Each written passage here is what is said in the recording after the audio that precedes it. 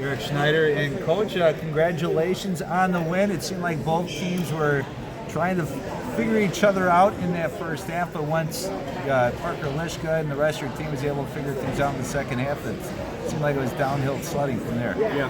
I thought our start was slow on both ends of the floor. I thought we weren't creating enough chaos on the defensive end. We weren't creating enough turnovers, weren't getting enough stops. And offensively, we were just forcing too much of it. I'm talking to the guys about being more consistent on that end.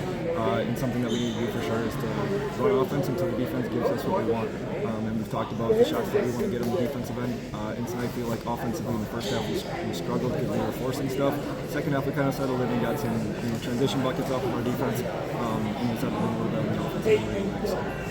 Head coach Travis Ward, we were just talking about that 1-3-1 that you guys run so effectively there, and he says they're used to seeing it, but everything plays it differently.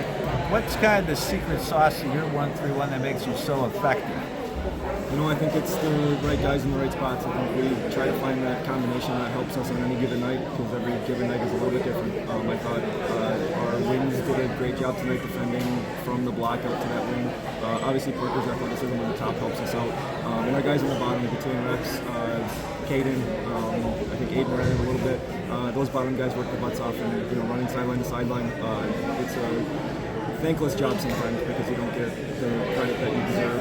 But those guys work their tails off down there, and I thought they did a nice job. We talked about it earlier this week about some of the other guys that stand up here. Obviously, Parker Lishka ends his night with 22 points, but take a look at Charlie Procash and Lane Koshard. They were able to really pick up steam that second half too, combined to score 14 points in that second half. What can you say about their offensive output there in that after the break? Yeah, with Braden out, we need guys to step up. I thought Aiden Zeitler did a nice job in the first half, coming and get a few buckets, and I thought Lane did a nice job in the second half, getting that stuff done around the rim that came off of offensive rebounds and came off of dump downs, which something that those two guys need to continue to do. We talked with Charlie all week about he likes to handle some of the pressure on the perimeter for us because we're obviously missing Braden, so he kind of has taken that role on. But he's such a great finisher around the rim. We got to get him, working offense around the rim a little bit more. Tonight in the second half specifically, I thought he did a nice job. We're to that point of the season where now you take that second spin around the Pac-A-Land Conference. What are you looking forward out of your team here in the final run through the conference? Yeah, obviously we got Kewanee on Tuesday. Any win or W next week before we start the process.